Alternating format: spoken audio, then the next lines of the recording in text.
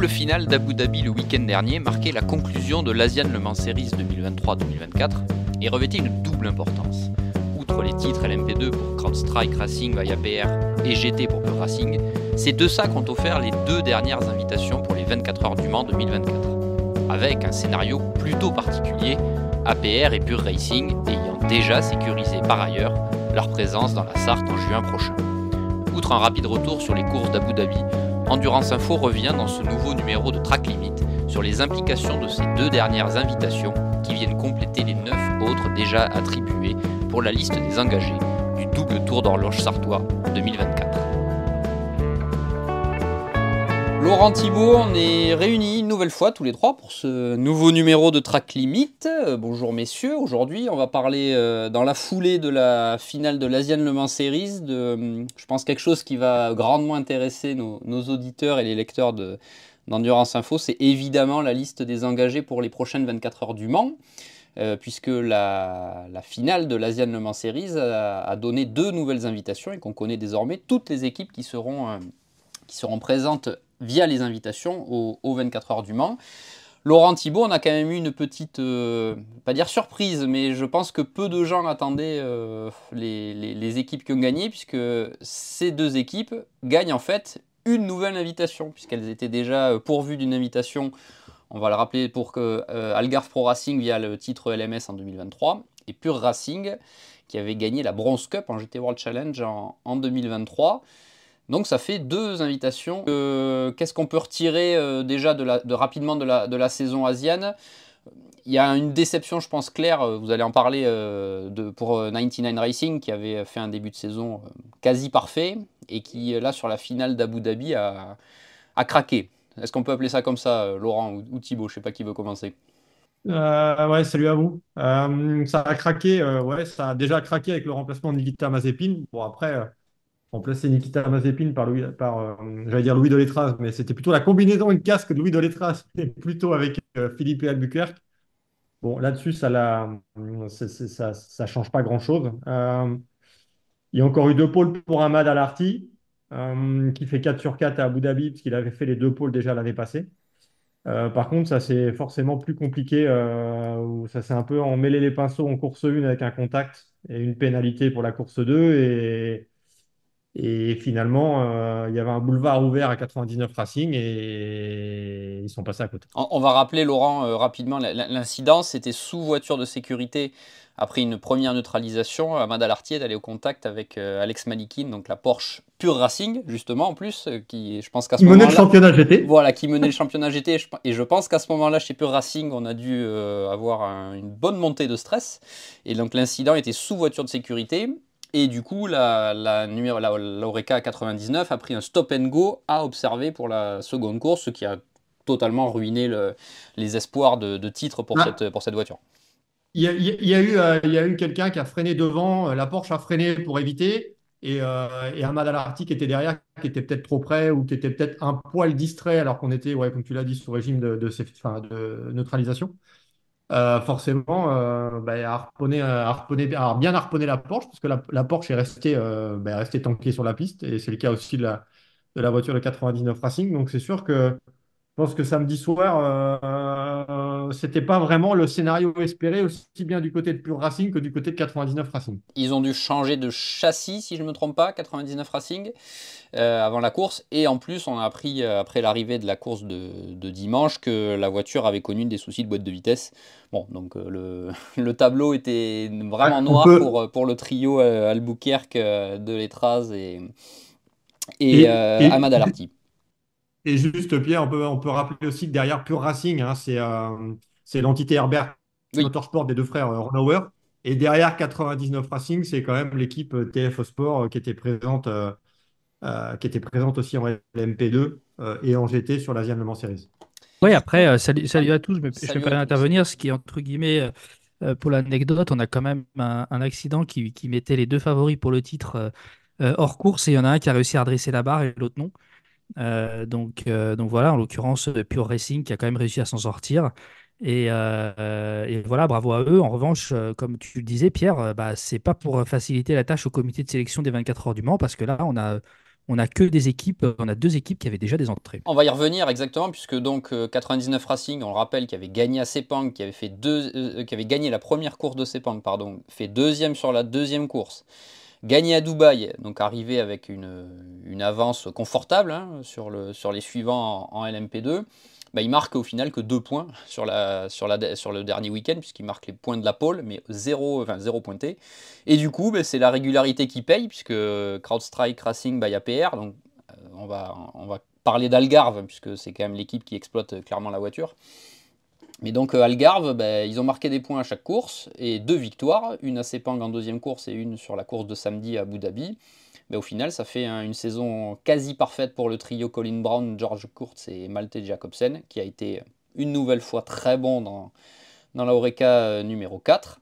Ce sont eux qui décrochent l'invitation donnée par le titre Asian. Qu'est-ce que ça va impliquer, selon vous, déjà pour le comité de sélection, puisque là, ça fait, entre guillemets, une invitation perdue pour une équipe différente, on va appeler ça comme ça. Est-ce que ça va changer beaucoup de choses ou pas du tout? Ouais, disons que ça va changer. Là où l'ACO va vraiment va avoir droit à un casse-tête, c'est vraiment à l'MP2 parce que, comme il le disait, il n'y a que 15 places. Ils ont décidé de réserver 15 places à la catégorie. Et il y a un gros qui va rester sur le carreau, hein, parce qu'avec 3 places pour Algarve Pro Racing, donc 2 avec Austrac et un sous le nom Algarve, bah, il y en a forcément un gros qui va se retrouver sur le carreau. Donc après, est-ce que ce sera AOBA ITF? Est-ce que ce sera un DKR? Aujourd'hui, j'ai pas la solution, je ne sais pas ce qu'il en sera, mais c'est sûr que ça va compliquer grandement la tâche du comité, ça en fait aucun doute. Et forcément, le soir de la liste, il y aura des gens il y aura des déçus et des gens qui vont un peu crier au scandale.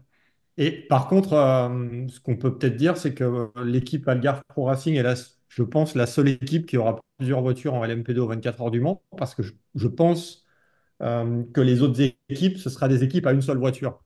On peut penser que United Autosport a certainement dû demander un deuxième dossier, que c'est la même chose pour Coulomb Racing, que c'est la même chose pour Nielsen Racing, que c'est certainement aussi la même chose pour Inter-Europol Compétition, mais je ne vois pas ces équipes être sélectionnées.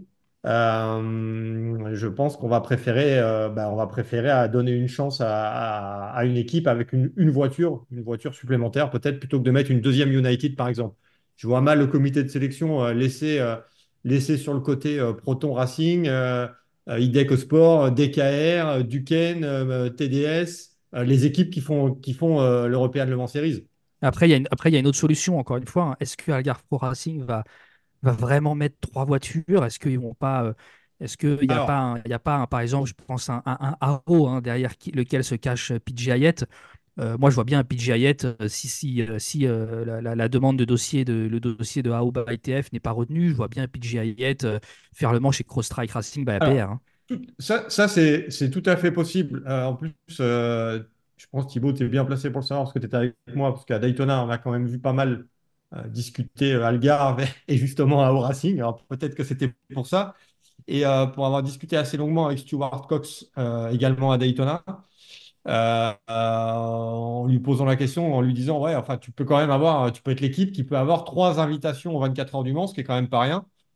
Et à Daytona, il n'était pas forcément sûr de lui s'il avait les 3 invitations, de pouvoir les honorer. Alors après, comme tu le dis, il peut passer entre guillemets, un gentleman agreement parce qu'on ne peut pas vendre l'invitation, mais on peut passer un agreement avec une autre équipe d'exploitation, par exemple. Quand on voit comment les tickets pour les 24 heures du Mans sont rares, alors déjà pour les spectateurs, mais encore plus aussi pour les équipes, je vois mal quelqu'un refuser une invitation, enfin carrément refuser une invitation, dire non, non, je ne la prends pas. Il y a toujours une possibilité. On va juste rappeler une chose, messieurs, d'où proviennent les invitations pour CrowdStrike, pour faire le point par rapport à nos auditeurs. Il y en a une qui venait donc du titre Asian Le Mans Series cette année. Il y en a une qui vient du titre ELMS, acquis par Algarve l'an dernier. Et la dernière vient de l'IMSA, qu'on soit bien clair sur ce point. Ouais, et on peut signaler, juste pour rappeler, que l'équipage qui roulait en Asian Le Mans Series chez CrowdStrike Racing by APR avec George Kurtz, Malte Jacobsen, qui roulait aussi sur la voiture, que cette équipe, et Colin Brown qui était le troisième, ce trio venait de terminer deuxième de la catégorie LMP2 aux 24 heures de Daytona. Donc Ouais. ils étaient quand même suffisamment affûtés aussi. Le scénario est un petit peu identique en GT. On passe au GT puisque Pure Racing, donc on l'a dit derrière qui se cache Herbert, avait déjà une invitation pour les 24 heures du Mans avec son titre en GT World Challenge Europe Bronze Cup. Une deuxième invitation via l'Asian. Là encore, ça va laisser sans doute des équipes GT qu'on connaît bien sur le carreau, puisque ont une invitation en GT Proton Compétition, Pure Racing 2 et Inception Racing 1. Qui peut pâtir de cette deuxième invitation décrochée par Pure Racing, selon vous? Et déjà, il y a une petite différence, hein, c'est que l'ACO a limité à 15 le nombre de places en LMP2. Pour l'hypercar et les GT, on ne sait pas combien exactement il y en aura. Alors, on a effectivement une grosse idée, mais voilà, le P2, on est déjà sûr et certain qu'il y a des gros clients qui vont rester sur le carreau parce qu'on sait qu'il y en aura 15 et normalement, pas une, pas plus. Vas-y, Laurent, excuse-moi, je t'ai Non, coupé. non, c'était juste pour dire, ça va dépendre aussi si le comité de sélection va privilégier l'équipe ou va privilégier un châssis. On prend l'exemple de Ferrari qui a quand même déjà pas mal de voitures et on peut supposer que, enfin, il y a déjà des équipes qui ont confirmé avoir envoyé un dossier, mais si on met Kessel Racing, GR Racing et JMW, ça fait trois Ferrari. On sait que Racing Spirit of Léman fait rouler une Aston Martin. Est-ce que du côté du comité de sélection, on va privilégier une équipe qui est au Mans depuis des années et des années, ou est-ce qu'on se dit, attends, on va préférer un peu plus la diversité au niveau des châssis et sélectionner par exemple Racing Spirit of Le Mans, qui a les compétences pour faire le Mans, ça ne fait aucun doute, mais qui n'a pas encore fait les 24 heures du Mans sous son nom. Donc après, là, c'est sûr que du côté du comité de sélection pour le GT, bon courage, parce que là aussi, je pense qu'il y aura forcément des déçus, c'est sûr. On rappelle, Ferrari sera représenté par Vista F Corset en LMGT3, donc à la saison en WEC et donc mécaniquement 24 heures du Mans. Et du côté de Porsche, on aura Mante EMA et Mante Pure Racing, donc, et la nouvelle invitation donc, décrochée par l'Asian, effectivement, ne facilite pas les choses quand on sait que si vous allez voir sur notre site internet, c'est notre propre liste des 24 heures du Mans. Encore une fois, ce n'est pas la liste officielle, hein, c'est selon nos informations. Bah, les Ferrari sont majoritaires dans la liste des équipes en ballottage. Donc la question va effectivement se poser. Euh, On Pour a quand même. rebondir sur ce que tu disais, Laurent, juste voilà, le règlement particulier des 24 heures du Mans, on va vous dire exactement les critères suivants sont appréciés à la discrétion du comité et listés de manière non exhaustive sans ordre de priorité. Donc ça veut dire que le comité va privilégier la notoriété du concurrent, le nombre de participations aux 24 heures du Mans, le palmarès, participation à des championnats CO, notoriété des pilotes, qualité des voitures, intérêt technique et situation juridique ou financière. Donc les trois que tu as cités, Laurent, parce que voilà, sur notre liste, nous on estime qu'il y a encore deux places en GT qui vont être décernées. En soi, je te suis totalement, Laurent. Je pense que JMW, GR et Kessel sont ces candidats, sont les candidats favoris pour une place. Et de toute façon, en voir un des trois non accepté au départ, ça va forcément jaser. Et bon, enfin, on a quand même aussi un peu frôlé la correctionnelle en Asian Le Mans Series, parce que là, ça va, c'est une équipe Porsche, donc ils peuvent faire rouler une Porsche aux 24 heures du Mans. Si ça avait été une équipe Mercedes, parce qu'il y avait quand même deux équipes chez Mercedes avec Triple Eight et Almanar by Get Speed et Saint-Eloc pour Audi, si une de ces trois équipes-là avait remporté le titre et donc l'invitation qui va aux 24 heures du Mans, il aurait fallu changer de châssis, puisque les Mercedes et les Audi ne peuvent pas rouler donc, aux 24 heures du Mans parce qu'elles ne sont pas éligibles en LMGT3, en WEC et donc en ELMS, ce qui pour moi est un peu ubuesque. Mais bon, c'était le cas dans le passé parce qu'on ne pouvait pas passer d'une GT3, enfin, on ne pouvait pas faire rouler une GT3 au Mans, donc il fallait que l'équipe achète une GTE ou loue une GTE. Maintenant, on a une catégorie unique qui est valable partout dans le monde. Et là, il faudrait qu'une équipe qui roule depuis X années avec, soit avec Mercedes, soit avec Audi, bah, il aurait fallu aller voir ailleurs pour une seule course au final. Mais bon, Ouais, là, c'est une après, Porsche alors Line, donc l'honneur est sauf. oui, après, c'est vrai que bah, l'année dernière, on a eu Valkenhorst. C'était l'année dernière, Valkenhorst qui oui, gagne Ouais, avec mais une c'était pas BM. la même Oui, non, catégorie. mais bien sûr, c'était une GT3, on passe au GTE. Après, de mémoire, ils avaient clairement dit que s'ils avaient pu prendre une BM, ils l'auraient pris. Mais aussi pour des histoires de BOP, la CO ne voyait pas d'un bon œil l'arrivée d'une BM juste pour une seule course et de surcroît la plus importante. Donc, mais voilà, mais c'est sûr que typiquement, on aurait vu un GR ou un Kessel remporter le titre, ça aurait grandement facilité la tâche du comité de sélection, je pense, dans les jours qui arrivent. Thibaut et Laurent, on va faire un point plus global sur cette liste des engagés des 24 heures du Mans. Donc, encore une fois, notre propre liste au vu des dernières infos et des dernières annonces vraiment officielles On ne fait pas partie du comité de sélection, hein. Ah, je pensais. Ah, Donc, t'as pas été convié, toi? Non, non, je n'ai pas été convié. Je on, ne dois pas être assez bon, ça va être pour ça. on va donc faire un point par catégorie. On savait donc qu'en hypercar, Cadillac Racing n'alignera qu'une seule voiture sur l'ensemble de la saison. On peut penser effectivement qu'une deuxième sera acquise pour la classique Mansell. On a par contre appris du côté d'Isota pas mal de changements dans l'équipage ces derniers jours, puisque au vu des premières annonces, ça a quand même grandement changé. Puisque le sujet du jour, c'est un peu la liste des engagés du Mans, c'est qu'on sait que l'Isota, il y sera, hein, puisqu'ils sont engagés en WEC. Je crois que, honnêtement, sauf erreur de ma part, la seule incertitude qu'on peut avoir en hypercar, c'est vraiment la Porsche 963 de Proton Compétition, la seconde, hein, celle qui sévit en IMSA, parce qu'on sait que l'équipe allemande a déposé un deuxième dossier. Ils en auront déjà une voiture, celle de Harry Ticknell et Nick Jani du WEC. Et là, il y en aura une deuxième qui aimeraient en engager une deuxième. Maintenant, le problème, c'est que il y a déjà entre les invités, enfin les invités en hypercar, il n'y en a pas énormément, hein. Invité, il y a juste le Action Express, la Cadillac du Action Express Racing, invité par l'IMSA. Et sinon, je ne vois pas la CO refuser la Cadillac numéro 3 sur laquelle on attend Sébastien Bourdet. Je ne les vois pas refuser la deuxième Lamborghini, hein, sinon on n'aurait qu'une Lamborghini au départ. Et après, on sait que Porsche a fait la demande pour une troisième 963 officielle. Donc j'ai peur, hélas, que ça laisse sur le carreau cette deuxième Porsche. Voilà, après, qu'en penser je ne sais pas, toi, Laurent, d'ailleurs, ce que tu en penses. Bah, moi, si ça tenait qu'à moi, j'inviterais tout le monde, moi. Donc le problème est réglé. Euh, mais, mais ça a Ouais, posé mais un problème. Pierre Fillon m'a confié à Rétromobile que c'était pas tout de suite les stands supplémentaires, hein. Ah, bon, ok. Donc on va attendre un peu. Non, mais après, on l'a déjà dit l'année passée, c'est un problème de riche, hein. Il y a trop de voitures par rapport au nombre de places. Bon, maintenant, il faut forcément. Je pense que du côté du comité de sélection, c'est difficile de refuser un prototype de la catégorie hypercar. C'est quand même la catégorie reine. Donc, c'est un petit peu. Ça sera un petit peu bizarre de ne pas voir la troisième Porsche. Qu'est-ce qui va en être de la deuxième Porsche Proton? S'il y a un équipage, je pense que l'équipage va être suffisamment solide. Mais bon, est-ce qu'on prendra ou est-ce qu'on va prendre des voitures GT ou est-ce qu'on va mettre un prototype hypercar aussi sur la liste des suppléants? Il ne faut pas oublier qu'il y aura Non, aussi non, des mais ça, suppléants. ça, ça, oui, après, je pense, moi, il y a un moment, il y a les concurrents ELMS, on voit qu'il y a 15 places en P2, il faut aussi prendre un peu de GT de LMS. Sinon, il y a un moment, on va aussi décrédibiliser le championnat d'Europe. Euh, Moi, je pense que la question aujourd'hui sur cette catégorie hypercar, elle se pose plus de est-ce qu'on prend la troisième 963 usine ou est-ce qu'on prend la 963 privée? En fait, c'est à double tranchant. Porsche est quasiment, enfin, et même aujourd'hui, le seul constructeur qui joue le jeu des écuries clientes. Il ne faut pas oublier que ce règlement hypercar, à la base, a été fondé aussi pour permettre le retour des écuries privées dans la catégorie Rennes. On en discutait d'ailleurs à l'instant avec Isota, hein, des équipes à plus petits moyens.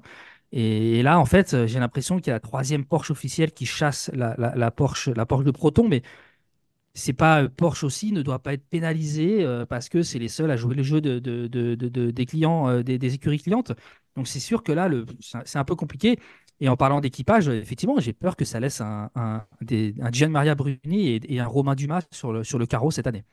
Le reste, il y a que les. Après, c'est encore une fois, c'est que les engagés au WEC, donc il y a rien de surprenant. Et voilà, même la Cadillac numéro 3 de Chip Ganassi Racing, je la vois mal être refusé, même si au final, on pourrait trouver Bourdet sur la numéro 2. Mais bon, je pense que ce serait quand même un moins pour le plateau de ne pas l'avoir sur la grille. Mm, Si on tout à continue fait. le déroulé rapidement de la liste, et au vu des dernières annonces, on a donc WRT qui a confirmé ses équipages avec du très lourd. Raffaele Marcello, Dries Vanthoor, Marco Wittmann sur la numéro 15. Et sur la numéro 20, Robin Frings, Sheldon van der Linde, René Rast. Pas de surprise dans le clan belgo-allemand, puisque c'est des pilotes qu'on attendait, qu'on connaît. Comme on vous l'avait annoncé, Alpine a également confirmé ces deux équipages, et on avait tapé juste en mettant Paul Louchatin avec Ferdinand Habsburg et Charles Milesi. Sur la 35 et sur la 36, Nicolas Pierre. Mathieu Vaxivière seront avec le débutant Mick Schumacher. Donc là également, 2 équipages à surveiller. Donc la liste se remplit petit à petit pour et le championnat et le Mans en hypercar. Et comme on vous l'a dit, il y aura encore quelques ajustements à faire pour le double tour d'horloge de juin. Mais bah après, il y a pas, je me permets de te couper, Pierre. Au Vas-y, final, vas-y. il y a des mystères au niveau des pilotes. Il n'y en a pas trop parce que, bon, bah, il y a Proton Compétition qui n'a pas encore annoncé le troisième pilote pour le WEC. C'est le dernier pilote qu'on n'a pas encore. Mais bon, j'ose espérer, vu les liens qu'entretient Julien Andlauer avec l'équipe allemande et vu ses performances en P2 en Asian Le Mans Series.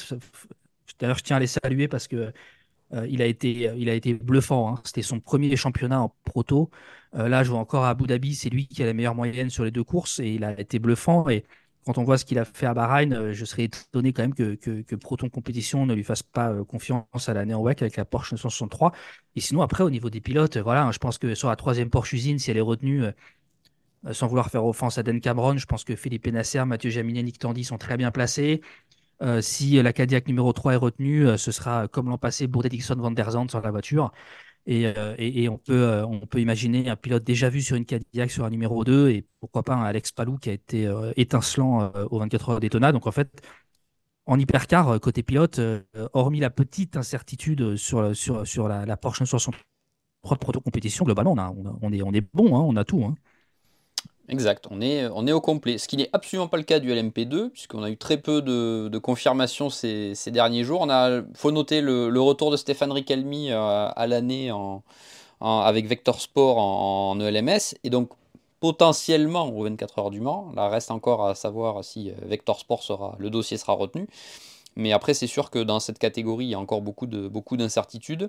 Et on en a de moins en moins pour suivre ton propos, Thibaut, en LMGT3, puisque WRT, en marge de son programme Hypercar, a confirmé ses 2 équipages pour le LMGT3, donc avec Farfus, Gelael, Lung sur la 31, et Maxime Martin, Valentino Rossi et Amada Larti sur la 46. The Art of Racing également a confirmé Yann James, Alex Riberas et Daniel Mancinelli, qu'on avait vu l'an dernier déjà en GTE, AM. Iron Dems a confirmé la présence de Dorian Pain à la saison. Et que je ne me trompe pas, c'était les dernières grosses annonces qu'on avait en GT3. Ouais, il y a eu McLaren, United McLaren, a finalisé ses équipages. Exact. Ouais. Aujourd'hui d'ailleurs, le dernier pilote a été confirmé ce lundi 12 février. Et Proton a donné le châssis de la troisième voiture. Ils n'ont pas donné, mais je suis en mesure de vous confirmer que ce sera une Mustang. Donc une Ford, hein. Exactement. Oh, bah, bravo. Ok. De toute façon, comme tu disais, hein, les incertitudes, elles touchent surtout la catégorie P2 parce qu'elle n'est pas en WEC. Donc voilà, forcément, comme on connaît quasiment la liste totale du WEC, ça commence dans 2 semaines, hein. Donc forcément, on connaît une grosse partie de la liste des engagés du Mans, mais en P2, il y a encore, comme tu disais, beaucoup d'incertitudes. Et notamment, bah, je suis curieux de savoir qui va épauler Ben Keating chez United. Est-ce qu'il va choisir Albuquerque? Parce que si Albuquerque il n'est pas chez United, ça se trouve, on n'aura pas Philippe Albuquerque au départ des 24 heures du Mans. Donc en fait, côté pilote P2 aussi, il va y avoir des sacrées incertitudes et notamment voir un peu qui va où. Ça va pas être si simple. Thibaut et Laurent viennent faire le tour global de cette liste des engagés des 24 heures du Mans 2024, après donc les 2 dernières invitations décernées après la saison Asian Le Mans Series. Il est peut-être temps aussi, Thibaut, de faire un petit point de calendrier, puisque qui dit liste dit jour pour dévoiler cette liste, mais il y avait également des dates particulières pour déposer les dossiers. Si tu peux nous faire un petit rappel de tout ça. Oui, exactement. Maintenant que l'Asian Le Mans Series est terminé, le comité de sélection va se réunir. Donc là, les concurrents engagés en WEC et qui souhaitaient engager une voiture supplémentaire avaient jusqu'au 15 janvier pour déposer le dossier en question. Donc ça concerne une bêtise, n'importe quoi. CF Corse voulait rajouter une voiture en GT. Les autres concurrents jusqu'au 13 février.